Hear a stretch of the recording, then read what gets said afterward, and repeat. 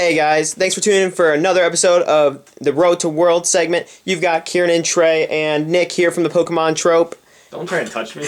And so we're going over Kiernan's top 4 tournament report for Fort Wayne Regionals. And he already has the deck set out, which is the exact card for card list that Nick has. This is Nick's list. Mine, I played Gold Ultra Balls, Gold Garbodors. You guys get the gist. Crushing It is the exact same. It is the exact same, just a little less expensive. Same card effects. Mine was cooler. Okay. His was more consistent. Except your flare guns were prettier because I only had one reverse flare gun. But I'm going on tangents. I love tangents. All right. So, I'm going to talk about the deck a little bit. Not too much because Nick talked about it a lot. Check out my tournament report. Yeah, check out his. Advertising. Yeah, shameless plug. Okay, so the biggest thing that I would change with this list is playing Gold Ultra Ball. No, the biggest thing that I'd honestly change is probably. I mean, I'd like a counter stadium. I'd probably drop an N for a Champions Festival. Ooh, N. I do what I want. I'm the type of person that plays 3 draw supporters in a deck, but that's just me. I mean, I could drop a mailbox too. I just feel like a draw supporter is the biggest thing that this deck kind of misses out. Or, I mean, counter stadium. That's the word that this deck misses out on. But, yeah, honestly, I think our list was pretty solid. So I'm just gonna jump right into it and talk about our match record. All right. Or my match record. Okay. Nick and I have played the same deck against the same people at the same time. Yep. That's how Poker Man works. Okay, We're so actually Siamese twins. yeah. Okay, so the night Connected at the ankles. the night before, Kiernan's touching my ankle. with my ankle, oh my foot. Okay, too many tangents. I'm sorry, everyone. Okay, the night before we got into Fort Wayne. Well, we got in at like 4:00, and the night before, we were down there testing. I was very convinced that Landorus Bats was the play, but then I forgot that seniors just play whatever they want, so I can't really do that. Play.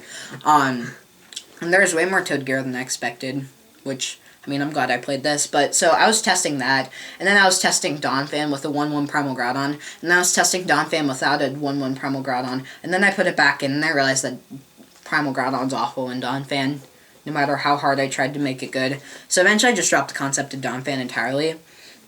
And I was trying everything. I was trying Toad Giratina. I was trying Bees. Until eventually I was like it was the night before, I just didn't want... I wanted the thing with the least amount of auto losses, because it's impossible to predict Senior's meta. And then eventually I just decided, I'll take the auto loss Tiavettle, and I'll just play this, because it was 4 a.m. and I was too tired. I convinced him. Yeah. Nick was like, just play this. And I'm like, honestly, whatever. Because, I mean, I did the same thing at Worlds, and I did badly at Worlds. Then the next day I was like, I'm just going to play Night March, and then I did really well. So, at the Boston Open. So, I mean, I need to stop overthinking things. That's the big takeaway for me. So, going into the tournament, I was just like, let's just try not to play against Yvettle, and then we're good. So, round 1, I play against Yvettle. Except my opponent didn't know how to play the matchup at all, which is pretty nifty. So I didn't have any troubles, because he was, what are you doing? Oh. What are you doing? Are we whipping? Okay, so, round 1, I played against Yvettle, except he didn't really know how to play the matchup, so he was he was being way too aggressive with his dark patches, and he was benching everything ever. Like, I swear, he played every single Pokemon that any dark deck would even consider playing. Like, he played Baby Yvettle, he played Sableye, he played Archeops, he played Hoopa, he played Toad, he played everything, and I don't know how he had space for it. I'm still 95% sure that he had 10 extra cards in his deck, but, whatever. So, like, he didn't know how to play the matchup. So he was being aggressive with his dark patches. He was like, yeah, I'm just gonna go for a turn 1 Darkrai, so I can Oko a Sableye. So he played 2 dark patches, no, 3 to do that, because he had to attach to something to retreat it with Darkrai, and so he played 3 of his dark patches to do that, instead of just going the Baby Yvettle route. Don't...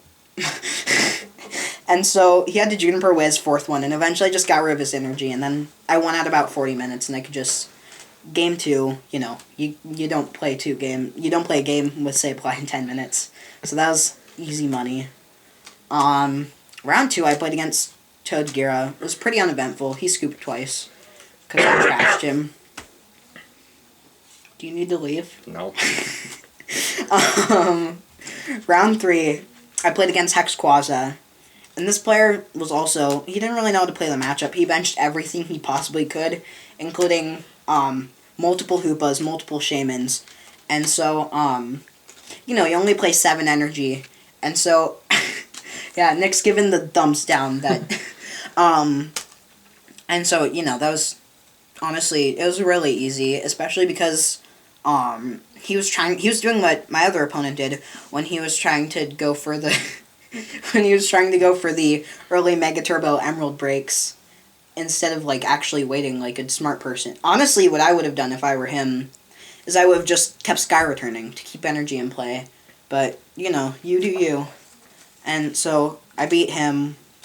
Round 4, I was playing against Toad Giratina, and Game 1, I mean, I was excited because, you know, that's my favorite matchup because I love playing against Toad Giratina. I just trash it. Stop Snapchatting me, Sydney. And so, like, Game 1, I just dead drew, and he trashed me, and I scooped really early on. And then Game 2, I started playing, and I was in an okay spot, but I really had to go to the bathroom, was kind of where I was at. And, I mean, I knew I was going to tie, and a loss and a tie didn't really make a difference to me in all actuality. Because then, I mean, the only thing a tie does is gives me safeguarding. But once I drop to X1 records, then I start hitting the less creative decks like Argeestoise and Seismitoad, stuff I couldn't beat. And I really had to go to the bathroom, so I just scooped so I could go to the bathroom. Which, you know, seemed like it was a pretty good decision. I don't regret it. You'll regret it. And then round 5, I play against Argeestoise. And so this kid, he goes first, and I'm like, uh-oh, because I mean, no matter what, when you play against Argeestoise, if they go first, you kind of got to be a little spooked, because I mean, they can do some crazy things, as long as they're not stupid. If they just only load up Keldeo, and if they just only load up a Keldeo and a Blastoise and make sure either of them are able to attack at any given time, then they're good. And so he kind of knew that, and so he battle compressors, and he just goes, uh-oh. Both of his Blastoise were prized. He should have scooped. He didn't. He wanted to play it out. And he started Kyurem anyways. Like, Kyurem from Plasma Freeze. I don't really know why I was playing that, but, you know. All good. We take those. And so he didn't scoop, and so he kept trying to attach. And every time he attached, I made sure I had 2 Crushing Hammers in hand at any given time. And so I'd Crushing Hammer off what he attached. And the only time I missed both my Crushing Hammers in a turn, and he managed to get off a Frost Spear. The next turn I hit both my Crushing Hammers. And so if you actually do the math, Argeestoise plays 11 energy. They also play 4 Superior Energy Retrieval. Each Superior Energy Retrieval gets back 4 energy. In total, that's 16. So, and with, you can't start using Bumblebee. It's not safe to use Bumblebee until they're out of energy. So, I Crushing Hammered 27 times. Well, I mean, I hit... Flipped heads. I hit 27 Crushing Hammer heads. I had about a 50% success rate. So I Crushing Hammered at least 50 times, I'd say. And so I won that pretty convincingly. And then he just scooped. He couldn't do anything. He wasn't going to finish the series. I think he might have told me as he was scooping that he had to go to the bathroom. So, I mean, going to the bathroom, scooping your games to go to the bathroom was definitely the play for regionals. Seniors meta. Round 6, I played against Jean-Luc Maudry. He was 2014 juniors national run-up for national champion. If you guys get what I'm saying, sort of. Second place. Yeah, that one. He was playing Manectric, Keldeo Garb. And, you know, you'd think, because Manectric just normally beats lock decks. Not this one. And so, you just had Ringer their Manectrics, Lysander up their Keldeos, don't let them do anything. And so, I beat him. And then round 8, I got up paired to a 501. I was 5'1", and so that meant that I was guaranteed to be able to ID myself into cut. And it was against David Modery, who ended up winning the whole event, so, I mean, that was pretty cool. I got to play against the cool kid. And so I ID'd into cut. I watched Nick and Trey play a little bit. I watched a person who I'm not going to say for the sake of this video, and because he's a fairly well-known player, I watched him be a little rude to Trey, and that made me a little sad. Because Trey's a nice fella. And so... blow a kiss at him? Yeah. And then, I went and talked to my buddy Xander Bennett, and we talked about Nick and how good he was doing. And I laughed at Xander Bennett a little bit because Nick beat him. And That's all really nice. I roast him. You're a savage. And so, I talked to some seniors, tested a little bit, actually I had to play another Iowan in top 8. There were 3 Iowans that made top 8 in seniors, and actually I had to play against one of them, and he was before Nick and Trey got into the competitive side of the game this year, started going to tournaments this year, he was easily my best friend in the game, and he still is one of my best friends in the game, and I had to play against him in top 8, but he was playing Toad Gira, so I wasn't very worried, and so, I messed around a little bit. There was a league challenge marathon, and I played in the first league challenge, but I was too tired to actually play well, so I kind of got trashed. I prized both my garbs against... It was a single elimination league challenge, and I prized both my garbs against eels, so that was kind of yucky. They ended up having 6 league challenges, all night. I went to bed after... You're kind of going on a tangent. Yeah, Talk about I'm top sorry. 8. I tangent a lot. Sorry, guys. So top 8, top 8 I play against Toad Giratina. I beat him first game fairly convincingly. He scoops fairly early on, just because... There's not really much he can do. I ran him out of DCs. And then, I got rid of 1 double dragon, and I head-ringered his Giratina. And if you do the math, a 5 energy Giratina with only 4 energy provisions left in deck, 2 energy cards, that works out for some bad math. So, he scooped that. And then game 2, I had a huge hand. And I was doing the same thing to him. And he knew he was going to lose. I ran him out of energy. And so he started draw passing, until he drew a Getsis. And had like 10 items in hand. And he Getsis for 10 and drew the rest of his deck. And that was the end of the game. GG. And then, so, if you guys saw Nick's video before this, you'll remember I said I've got kind of a funny story about the Sableye mirror. That was my top 4 match. So, that's kind of icky. But, he played lasers. Which, I disagree with. I'm just going to be pretty frank. I definitely disagree with playing lasers. He played a really aggressive version of the deck. And he played... he only played 3 Flare Grunt. He only played 1 N. He played a lot of cards that I wouldn't like not playing. And he played lasers. He played, Silent Lab and Furbank and then Town Map. And so his list was a lot more aggressive. Didn't he also play a different Trubbish that was... Yeah, he played the Noble Victories one, which is the one we should have played. But Yeah. Tool drop too strong. Well, in this matchup, I enjoyed having the tool drop one. But, Garbage Collection was the one that we would have played had we had it, but thankfully we didn't. Because we got this gem. But, so basically what that match came down to was, could I get out Verizian? Basically, it was just bouncing back and forth. He plays lasers, but I play Verizian. But he can enhance hammer off my blend energy. But I can attack with... It's it bounces back and forth. So what it came down to was if I could Confuse Ray and Tool Drop and take advantage of Verizian well enough to starve him in resources. And as you can tell by this mat right here, I couldn't. Top 4. So, he beat me. But, 105 championship points and top 4 at regionals is something I'm okay with.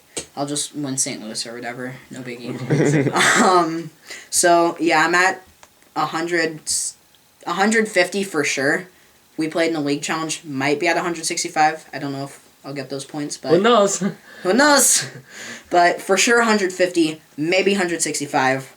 We're hitting up... I plan on hitting up 11 cities. So, invite should be coming my way. Hopefully a top 16 spot this year. So, I think I'm in a pretty good position. And hopefully I'll be seeing you guys all at St. Louis and maybe even Florida Regionals. So Kiernan, what do you think if one deck is a definite auto loss, like completely definite auto loss for Sableye Garbodor, what do you think it would be? Yveltal. Do you really think it's an auto loss though? Yeah. That we've seen that even if you play against your quote auto loss, there's still a pretty decent chance you can win. I mean, the thing is, like, if they play it the way that most players do play it, like the way Frank played it, he played it the right way, but there's kind of this weird paradox with Sableye, the way Sableye interacts with Yveltal, is if you play it the right way with Baby Yveltal, just Baby Yveltal and Shaman, and potentially Keldeo, then it's an okay matchup. But if they play it the way that people do play it, the bad way to play it, it becomes a good matchup it becomes a bad matchup for you. Because when they start taking advantage of large benches and everything, and start taking advantage of Dark Patch, because the thing about Frank wasn't taking advantage of Dark Patches. He was utilizing only Baby Yveltal, and that put you in an okay spot. But with Dark Patch, that can really get you back into the game, combined with Baby Yveltal. So there's really weird interaction. I mean, there are other auto losses, but it's just stuff that you weren't expecting. But I mean, like if I played against Primal Groudon, I would have probably cried a little bit. Just a little bit. Primal Kyogre, there's some kid playing a Primal Kyogre, and he should have done better than he did. He probably played against the 3 Bees players in the room. Oh. But, I mean, Primal Kyogre would be something I'd be a little scared to play against, just because it's a really solid deck. It has a lot of... They can attach a lot of energies. And all yeah, that they stuff. can move energy around a lot. I'm trying to think what would be... I feel like Tool Drop would be a tough matchup. Yeah, since you don't have a lot of tool disruption. Mm-hmm. I mean, not even that. Most Tool Drop lists right now are playing 2 Super Rod, which is definitely big. Yeah. And the fact that you don't play a counter stadium, with Tool Drop lists are playing 2 Mystery Energy, 6 Psychic, and most are playing 2 Super Rod, which means that they have access, since you're not killing their Trubbishes, they're never going to need to shuffle Trubbish back in, which means that they have an access to a total of 14 energy in the game, and they're never going to, since you don't play a counter stadium, Dimension Valley is going to stay in place, so they're never going to have to counter stadiums. Mm-hmm. And so I feel like they just outpace you in that regard. Yeah, I could understand that. So, I mean, that would be something I'd be spooked to play against, but... Yeah, well, Trey, do you have any questions for Kiernan?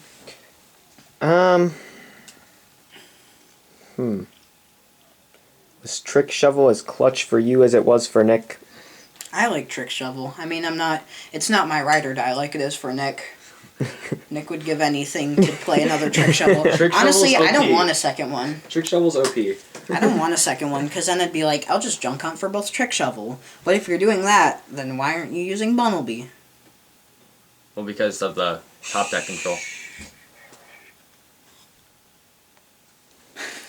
Do you guys have anything else? I think that's about it. Congrats on your top 4.